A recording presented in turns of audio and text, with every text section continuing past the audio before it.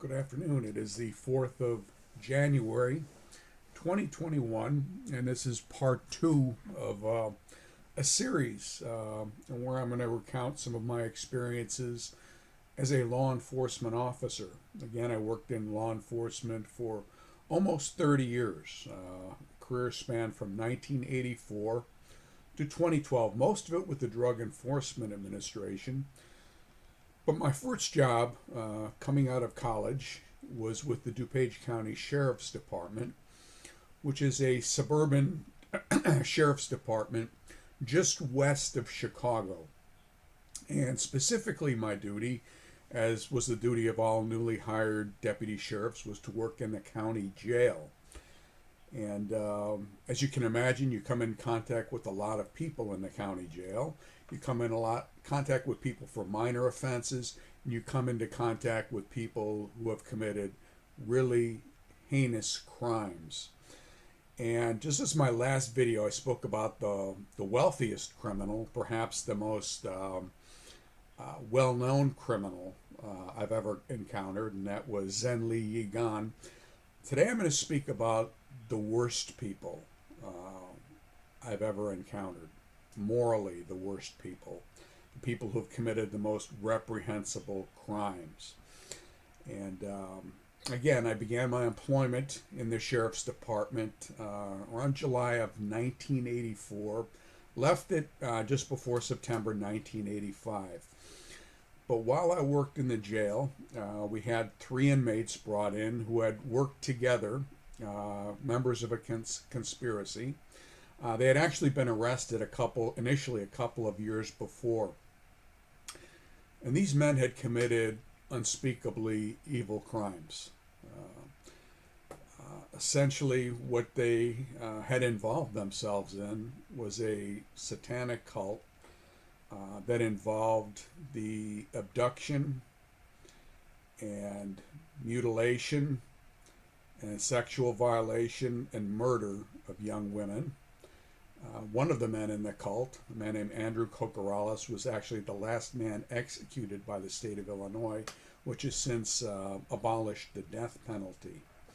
So I'm going to tell you first a little bit about their crimes, how it got started, and there's quite a few true crime videos on this group. They're referred to as the Ripper Crew, RIPPER crew. And again, they worked in Chicago and in the suburbs as well. And we don't know how many victims they had. It's estimated it could be as many as 15. They did pin at least 6 murders on them. And the whole thing began with a man named Robin Gecht, Gecht. And Gecht was an electrician and a carpenter, and his first job, he had interned and apprenticed under a man named John Wayne Gacy, who you may know. He was a man who had abducted many young men and murdered them and buried them in his house. John Wayne Gacy of Elk Grove Village, Illinois. But for whatever reason, Gacy never harmed Gecht. And Gecht went on to form his own business. And among the people he hired 3 young men: Edward Spreitzer, Andrew Kokorales, and his brother Tommy Kokorales. And beginning in 1981, and this is the first time that we can the first crimes that can be attributed to them, beginning in 1981 and continuing through 1982, a series of young women begin to disappear in the Chicago area. They're abducted and their bodies are later found. And when their bodies are found, they've all had the same thing basically done to them. One part of their body specifically had been amputated, and this would be the left mammary gland was amputated. Then the women would have been strangled and dumped in various locations. After they had committed these crimes, they would then retired to Geck's house, where he had a chapel set up, and they would hold a satanic worship service in which they would eat a portion of the victim. This is very, very bizarre and very, very sick. So again, these crimes occurred in 1981, 1982. The one that I'm going to speak about the most, the one that got two defendants the death sentence, was the murder of a young woman who lived in a town called Elmhurst, Illinois, not far from where I lived. I came out of the military in February 1982, and she was abducted on May the 15th, 1982. And the area where she was abducted from was just a small shopping center, which you could literally see from my house. But at any rate, on the morning of May 15th, Lori Borowski, who was 21 at the time, left her apartment and walked to a RE/MAX realtor office where she was opening up for business. And at that point, she was abducted by Edward Spretzer and Andrew Kokorales. And when the supervisor came about a half an hour later to go to work, he saw that obviously the store had not been opened. They found Lori's shoes. They found her cosmetics and the keys on the sidewalk. No sign of Lori. So this is obviously reported to the police. And the police are very concerned because they know that there has been a series of abductions of women, and the bodies have been discovered, but they don't know who's doing it. So what I've got is a clip from 1982. Hugh Drummond, who was a CBS reporter in Chicago, and he speaks at the scene of the abduction and speaks to the girl's parents. Neighbors told police that they saw Miss Borowski leave her apartment here at the Elmhurst Terrace complex at about 8 o'clock Saturday morning.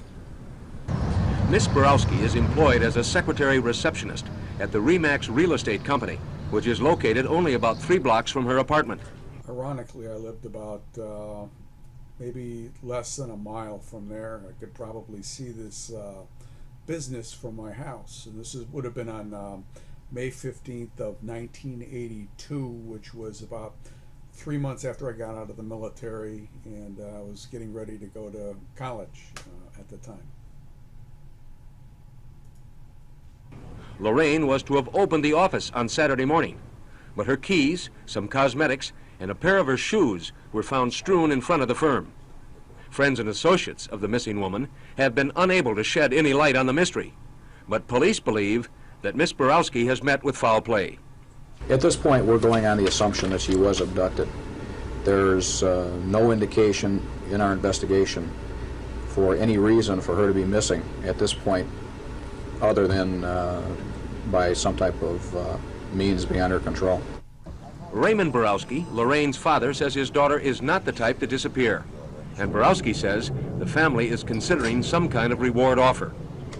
Elmhurst police are urging persons with information about the case to call. Okay, afterward, several months later,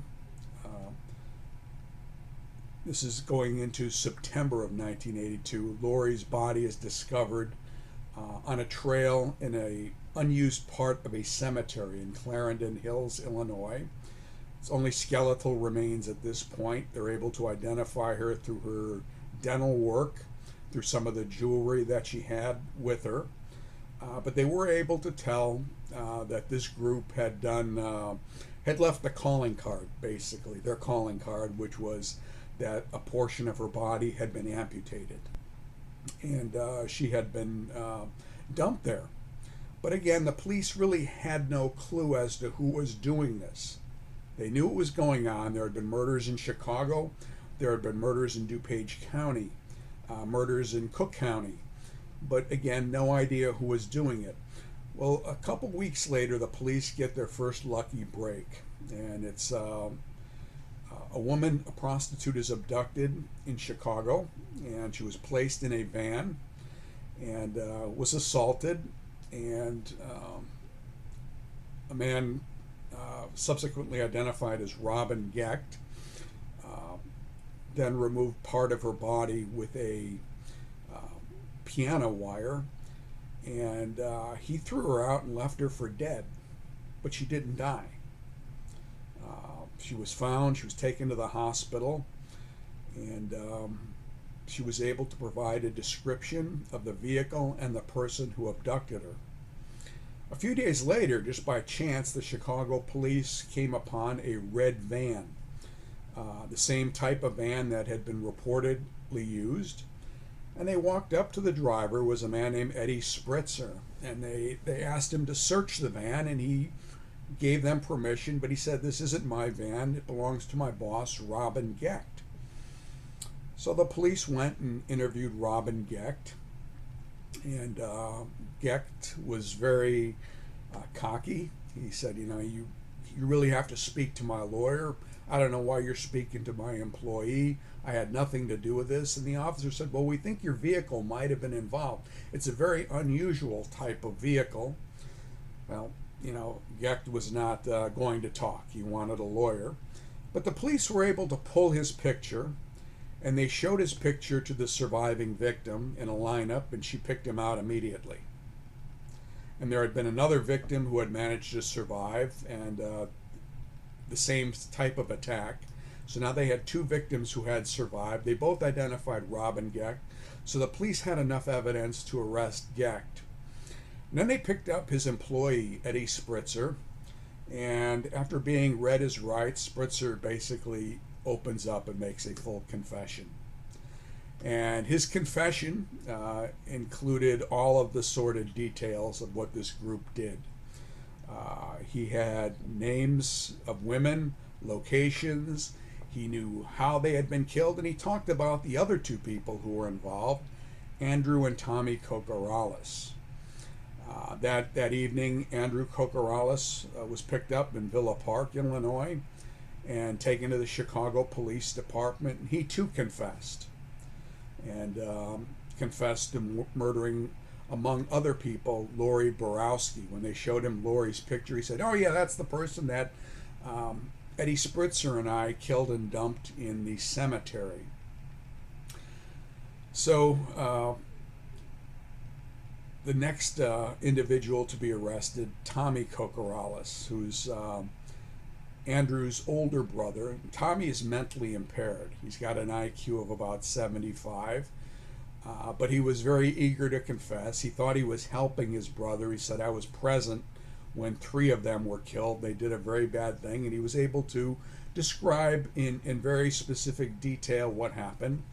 So Tommy Kokorales is also arrested, and he's held in the DuPage County Jail. This is in 1982 when all this happens. Okay, I'm somewhat aware of it because I lived in the area where Lori Borowski disappeared. I'm in college at the time. I graduate, and I'm hired by the DuPage County Sheriff's Department and assigned to work in the jail. And my job in the jail was to be detention level supervisor.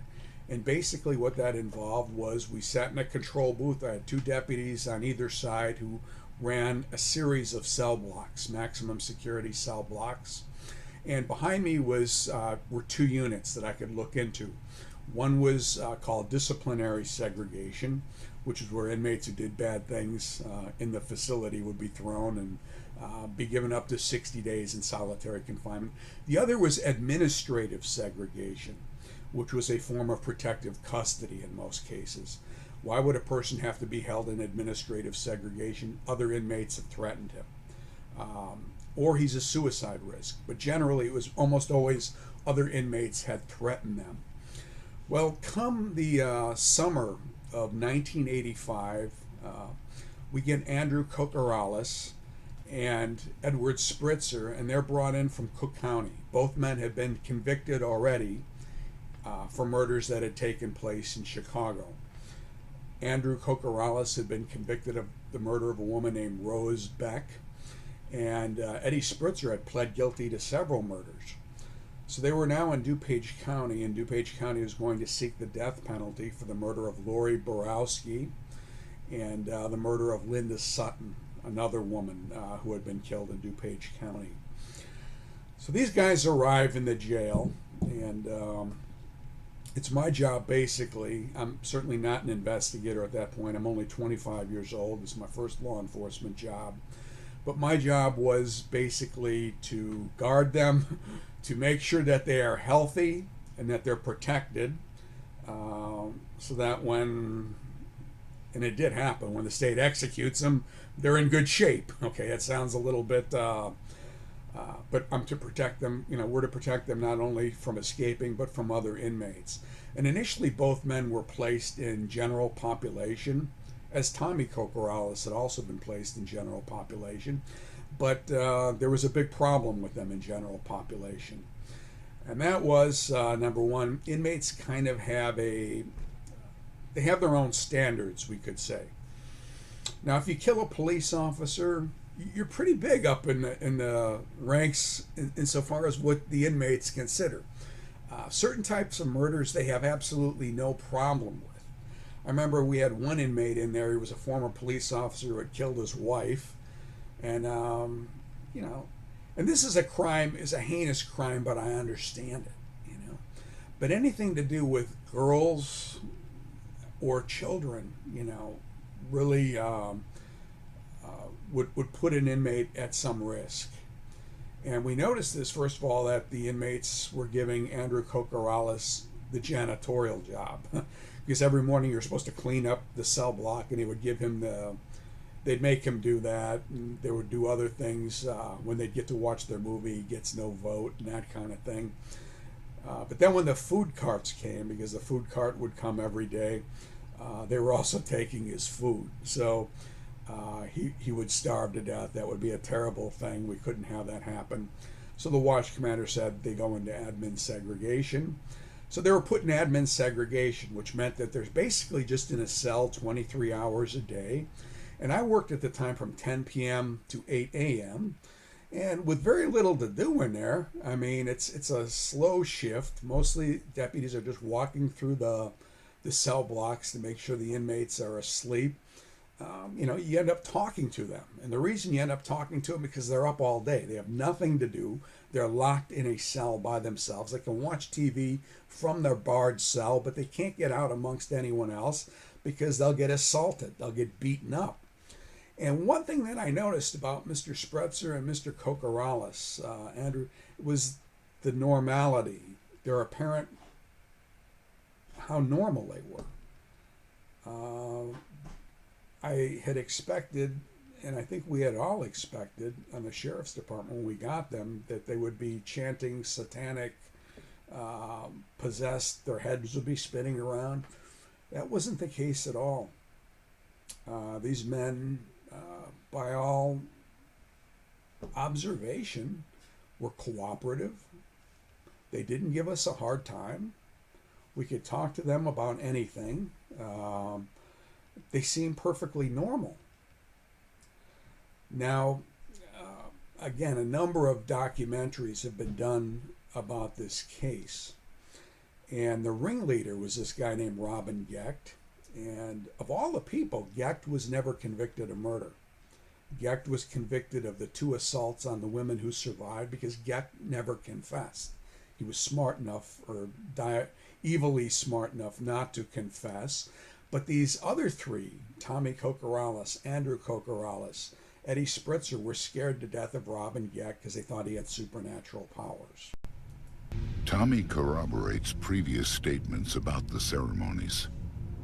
He explains that removing the breasts was Robin's idea, and that Gecht has special powers. He had the charisma and the power to take these young men where he wanted them to go. They were absolutely terrified of Robin Gecht. Tommy has a very low, very, very low IQ. But they felt that he was able to induce them to do things. And again, they were participating in these foul rituals in which they consume the body parts of their victims. Okay. Eventually, these men go to trial. I left the sheriff's department in August '85, went to DEA. Best decision I ever made, by the way. But in 1986, Eddie Spritzer was convicted of the murder of Linda Sutton and Lori Borowski and sentenced to death.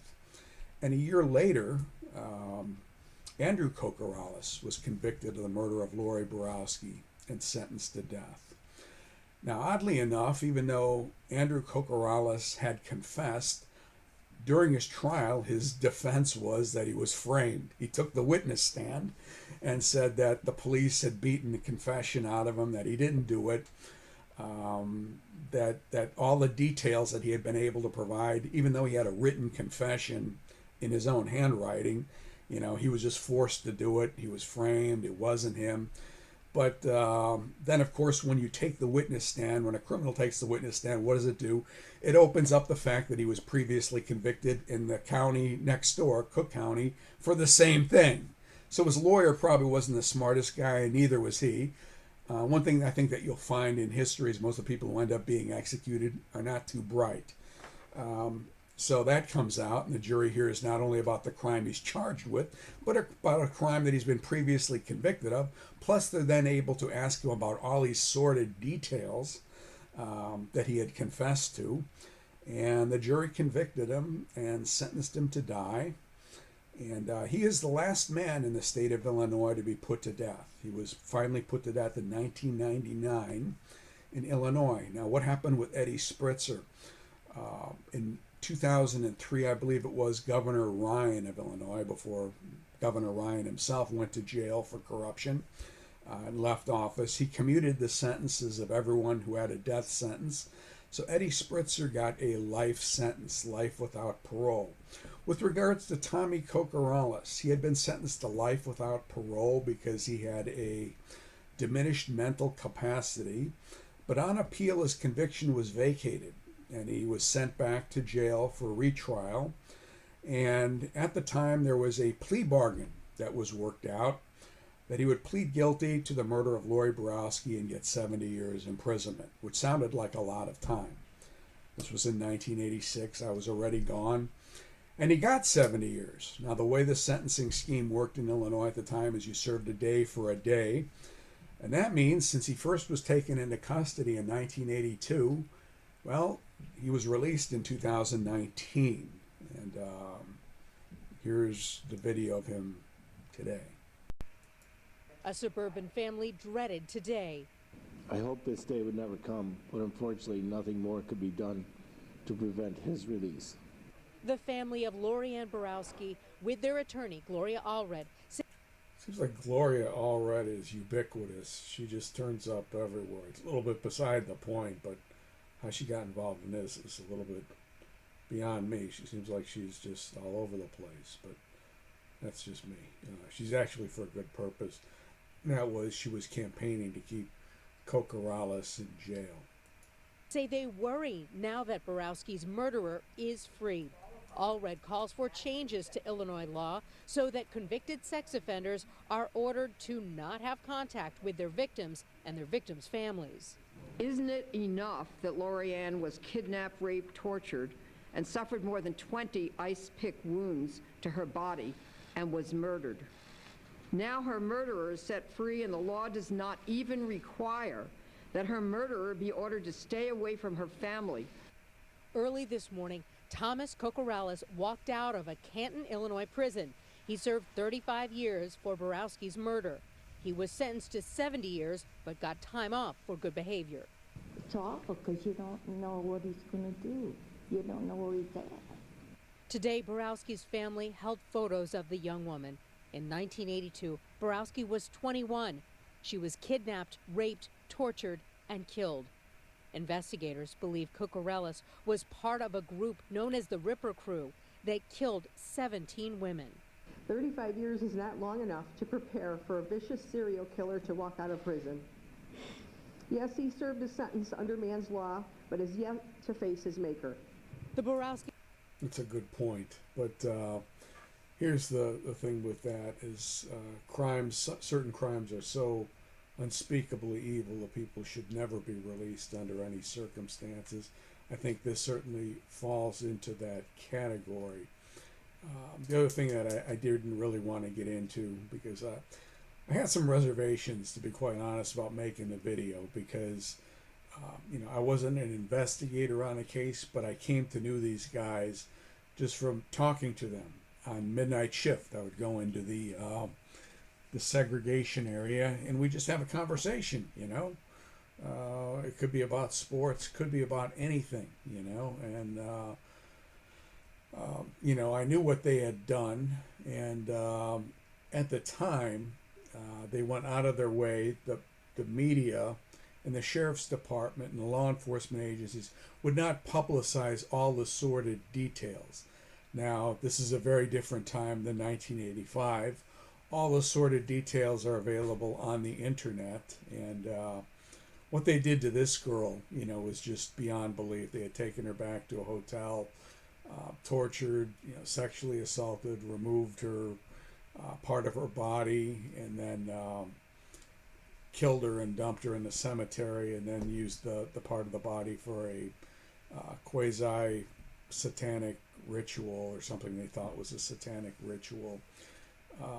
So again, my communication, my contact with these guys was limited in that I was in charge of guarding them. I supervised the whole maximum security blocks of the DuPage County Jail for the midnight shift. So myself and the other two deputies would, make our rounds, and we would talk to these guys, and that was it. But my point in making this whole video, really the banality of evil, how bad human beings can become, and how bad, and I think this was noticed, whether you're at the end of the Second World War, and they put Germans on trial who had guarded concentration camps, commanded concentration camps. It's a phenomena that I would refer to as the banality of evil, that sometimes normal looking, normal speaking, people who used to appear normal people, perhaps they don't have, education or something like that, but they are capable nonetheless of the most horrific acts and senseless acts of cruelty, toward another human being. The family says they would be willing to testify in Springfield to sway legislators to change the existing law. As for the rest of the Ripper crew, 3 other men were convicted. Cocorales' brother was executed. 2 other men are still serving time. Hey. We're talking about Thomas Cocorales, a member of the notorious 4-man Ripper crew, responsible for sadistic murders that terrified Chicago in the 80s. Only on 2, CBS 2's Erica Sargent sat down with Cocorales for his first time on camera since his controversial release from prison back in March. Thomas Cocorales is a sex offender, a convicted killer, linked to one of the most terrifying times in Chicago history. Everybody thinks I'm a monster. He and the 3 other members of the Ripper crew terrorized the city and suburbs in the early 80s. They're believed to have murdered as many as 20 women, raping and torturing them as part of a satanic communion. They were attacked and mutilated. Cocorales confessed and eventually cut a deal, pleading guilty to one of the murders. He got out of prison after serving just half of his sentence. And we got a look inside his new life at Wayside Cross Ministries in Aurora, including sitting down with him for an exclusive on-camera conversation. I'm much calmer now. I'm nicer, not mean. Yeah, well, he's still, he's gained a lot of weight. That I will tell you.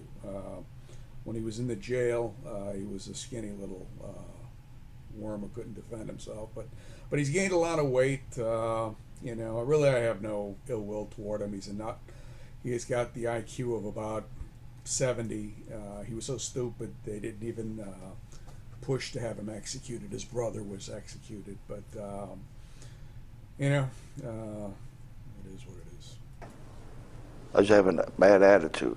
But what he doesn't want to do, ever, he says, is talk to the victims' families. I don't want to talk to them. You don't want to talk to them? No, there's nothing that you want to say to that family? No, I just want to say that I feel for them. I feel sorry for them. and I'm praying for him. I just can't believe he's saying that. I just can't believe it. Erica Sargent, CBS 2 News. And I suppose as a Catholic deacon, we have to be happy that he has some degree of repentance in his heart. He did serve a long time. His brother was executed for the crime, but just there's certain things that I can't understand, and this is one of them. Linda Sutton, Sandra Delaware, Shui Mack, Lori Borowski, Rose Beck.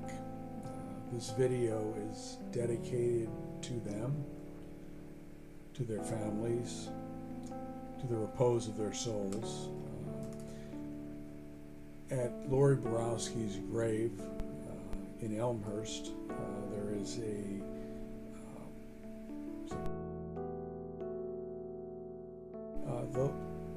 23rd Psalm is on there, and it is my hope and my prayer that as Lori was suffering, she did know that God is still present no matter what happens, and that He loves her and that we love her, and she's someone I would very much have liked to have known. We're about the same age, and I'm just so sorry that she has died so very long ago over such a senseless thing, over such a sad, senseless thing. You know, God gives us free will. He gives us everything, and a lot of us do good things with that free will, but a lot of us, too many of us, we can turn this place into a hell. So again, my purpose in this, I'm recounting experiences that I've had throughout my life as I come towards the twilight years, I guess, not quite, but I've never really talked about any of this to anyone before, and I guess it's a chance to vent, but also for those who want to go into law enforcement. There's a lot of good experiences that you will have, a lot of rough experiences that you're going to have, but one way or another, you're going to have them, and you'll carry them with you for the rest of your life. So I thank you all for taking the time to listen, and may God bless all of you.